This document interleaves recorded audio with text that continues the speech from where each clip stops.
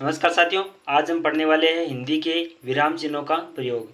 सबसे पहले जान लेते हैं कि हिंदी के विराम चिन्ह है वो कौन कौन सी है। तो चलिए शुरू करते हैं। सबसे पहले है अल्प विराम, जो कि शब्दों के बीच में जैसे कोमा लगाते हैं हम, इसे ही अल्प विराम कहते हैं। जो बहुत ही कम समय के लिए अगर शब्द में रुकना हो तो वहाँ पे अल्प विराम लगाया जाता है। अर्ध विराम, इससे थोड़ा अगर किसी शब्द में रुकना हो तो अर्ध विराम लगाया जाता है। जैसे इस प्रकार से इसमें इसको लिखा जाता है अल्प विराम को। और अगला जो है अपूर्ण विराम, जो कोलन होता है, जो इस प्रकार से डॉट डॉट के रूप में लिखा जाता है। अगला है पूर्ण विराम, जो हिंदी के लास्ट अगर किसी शब्द को पूरा कर दिया जाता है, वाक्य को पूरा कर दिया जाता है, तो इसके अंत में जो है पूर्ण विराम लिखा जाता है।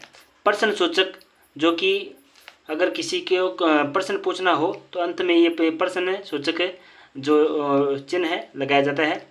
संबोधक या विस्मय बोधक, इस प्रकार से लिखा जाता है। अवतरण चिन्ह या फिर इकहरा या फिर दोहरा, यानी इस प्रकार से लिखा जाता है।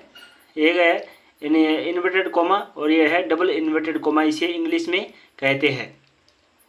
इस प्रकार से शब्दों को लिखकर उसके ऊपर है वो कोमा से इसको शब्द को विशेषता प्रदान करने के लिए इसको लिखा जाता है। यह है योजक चिन्ह, जो कि दो शब्दों को बीच में जोड़ने के लिए लिखा जाता है।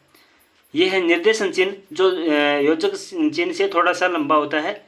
विवरण चिन्ह, जो किसी को शब्द को विवरण देने के लिए लिखा जाता है। विस्मरण चिन्ह, जो अगर जैसे कोई चीज़ भूल जाते हैं, कोई शब्द वाक्य के बीच में कोई शब्द भूल जाता है, भूला जाता है, तो उसके इस प्रकार से शब्द को इसे नीचे करके और बीच वाला जो शब्द है उसे नीचे लिख दिया जाता है। यह है संक्षेपण लाघव चिन्ह, जो कि किसी शब्द को संक्षिप्त में लिखने के लिए इसे डॉट के रूप में या फिर बिंदी के रूप में लिखा जाता है। जैसे राजस्थान हो गया तो राज लिखकर इसके जय के नीचे इस प्रकार से जय के नीचे या बराबर में इस प्रकार से ये लगा दिया जाता है ताकि राज का राजस्थान हो जाए। यह है तुल्यता समता सूचक चिन्ह, जो किसी यानी इक्वल टू कह सकते हैं इसको, इक्वल दो शब्दों को या फिर बराबर करने के लिए। कोष्टक, यह है छोटा कोष्टक, मंझला कोष्टक और यह है बड़ा कोष्टक।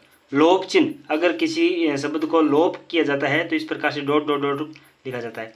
इति सरी या समाप्ति चिन्ह, अगर किसी कोई भी जो मान सकते हैं आप कोई समाप्ति करने के लिए, किसी पैराग्राफ का समाप्ति करने के लिए इस प्रकार से लगाया जाता है। विकल्प चिन्ह, जो ओब्लिक के रूप में लिखा जाता है। पुनरुक्ति चिन्ह, जो बार बार दोहराने के लिए, अगर शब्द बार बार वही आ रहा है तो इसे पुनरुक्ति चिन्ह के रूप में लिखा जाता है।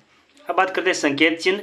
संकेत ये है विसर्ग चिन्ह, विसर्ग इस प्रकार से लिखा जाता है। और ये वीडियो अच्छा लगा और चैनल पर नए हो चैनल का सब्सक्राइब जरूर दबा लें। किसी भी प्रकार की अपडेट पाने के लिए कमेंट बॉक्स में ज़रूर बताएं।